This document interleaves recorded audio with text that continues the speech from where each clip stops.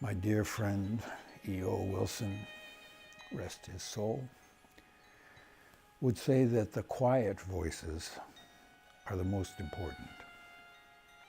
The krill and the caterpillars, the beetles and the bacteria, the ants.